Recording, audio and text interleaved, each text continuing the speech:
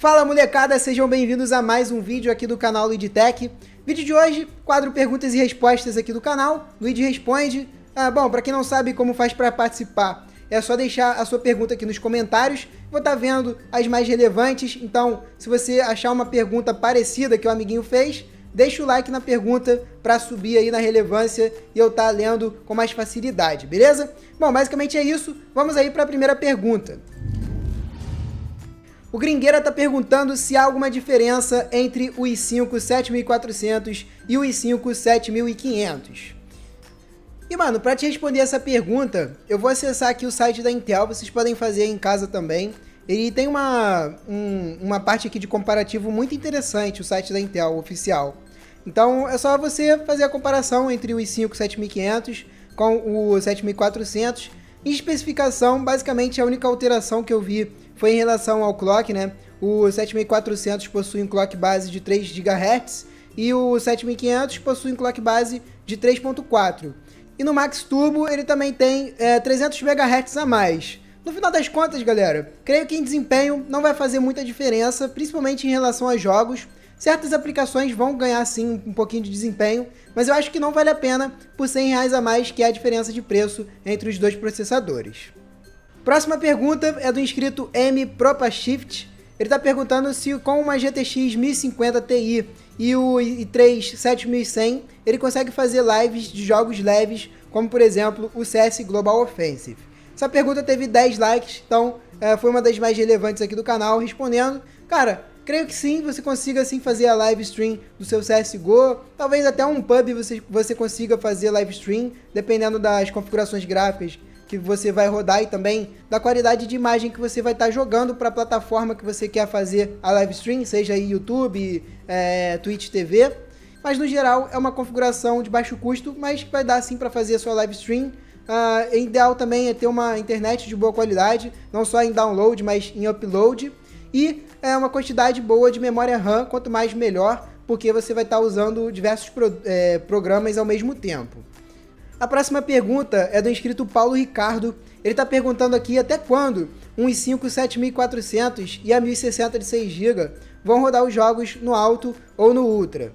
E, mano, essa pergunta é bastante difícil de responder. A gente tem que saber como é que vão vir esses novos jogos aí do mercado. Eu creio que essa geração de PlayStation 4, PS4 Pro e Xbox Scorpion, todos os jogos que serão lançados para esses consoles, eu acho que essa configuração aí vai se dar muito bem. Dependendo do jogo, você vai ter que baixar um pouquinho do anti-aliasing e também da qualidade de sombra, que são as duas coisas que mais pesam ultimamente, que eu tenho visto.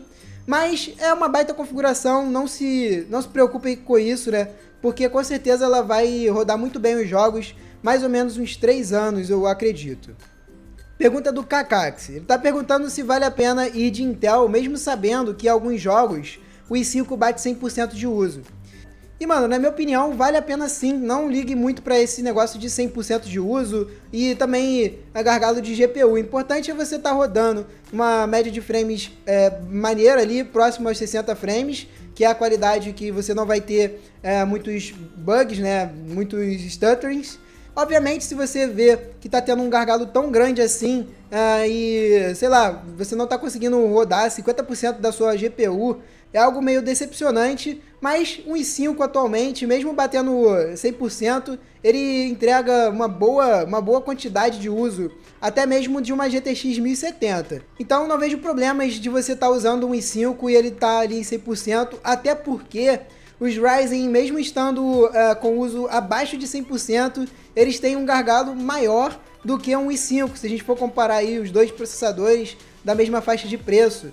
Então é interessante ver a quantidade de frames por segundo também, e não só ficar ligado aí do uso de GPU, uso de processador.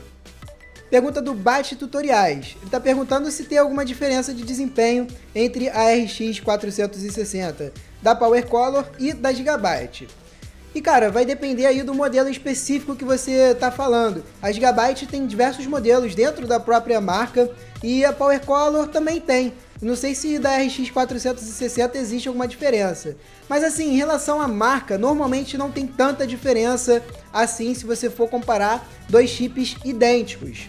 A diferença vai ser em relação ao sistema de refrigeração e o overclock de fábrica, algumas alterações também no PCB da placa, colocando mais VRMs, às vezes também algumas marcas alteram o sistema de energia da placa de vídeo, mas eu acho assim, que falando de uma RX 460, as duas placas vão ter basicamente o mesmo desempenho.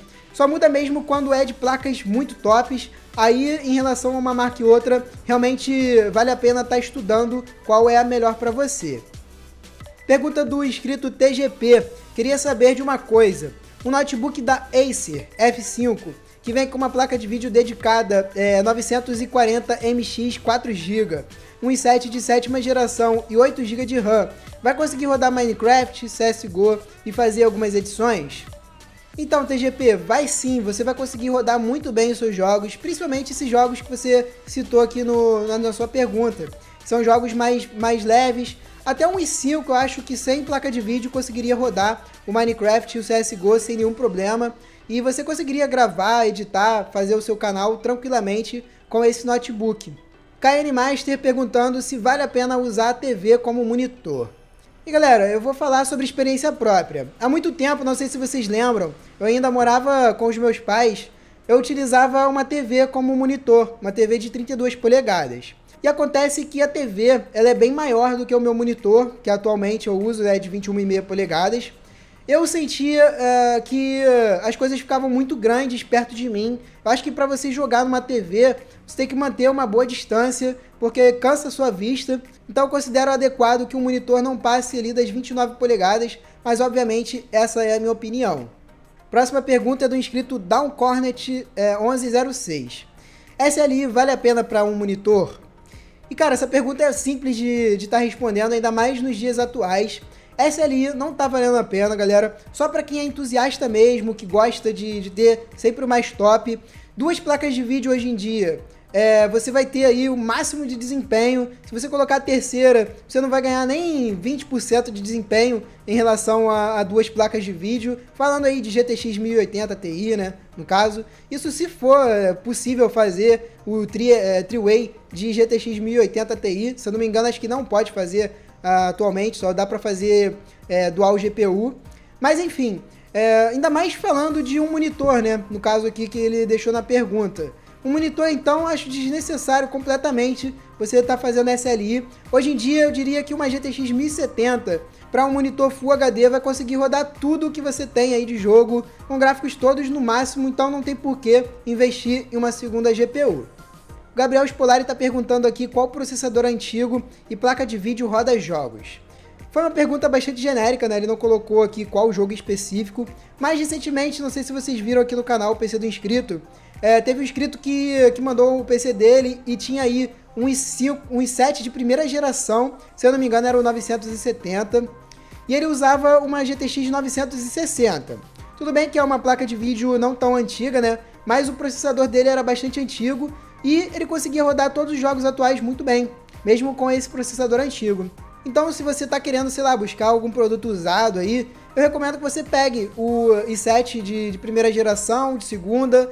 Todos esses processadores vão rodar muito bem os jogos atuais. Agora, com relação à placa de vídeo, acredito que uma placa ali HD 7870 ou uma GTX 760 ou uma 680, quem sabe, ainda vai conseguir rodar muitos jogos atuais com certeza. Pergunta aqui do Jesus, ele está perguntando se tem diferença do HyperX Cloud Revolver da Gearbest para o que é vendido no Brasil. E mano, por experiência própria, né, eu recebi um HyperX Cloud Stinger de uma empresa chinesa e não teve diferença. A única diferença que eu relatei foi na caixa. A caixa vem com algumas coisas inscritas em chinês. Fora isso, é o mesmo produto, pelo que eu vi em outros reviews. Eu acho até que vale a pena estar importando, dependendo do produto. O revólver eu não sei quanto é que tá na Gearbest, mas o Stinger, ele tá custando abaixo de $60. Então, com certeza vale a pena, né? Porque o Stinger você encontra aí no mercado brasileiro por 240, você vai estar economizando uma graninha. O Alessandro Luiz está perguntando, cara, onde eu acho um Switch ou Temu? Bom, eu acho que ele está perguntando apenas um Switch, né? E assim, o Switch ou Temu eu nunca vi nenhuma loja vendendo. Mas eu sei que vende os da Gateron, que são Switches inclusive melhores aqui da marca Outemu, na Banggood. E eu vou estar deixando aqui na descrição, se não me engano são 10 peças, 10 switches da cor que você quiser. Eles vão vir avulsos, né, no caso, para você estar substituindo pelo switch quebrado que tiver no seu teclado, que eu acho que é o caso aí. Galera, vou encerrar então mais um vídeo de Luigi Responde do canal. Espero que vocês tenham gostado, muito obrigado pela participação de todos. Deixem aí também a próxima pergunta nos comentários para estar participando no próximo vídeo. Redes sociais vão estar passando aqui embaixo, qualquer dúvida pode entrar em contato comigo também, via Twitter, Instagram. Tamo junto, valeu, fiquem com Deus e fui!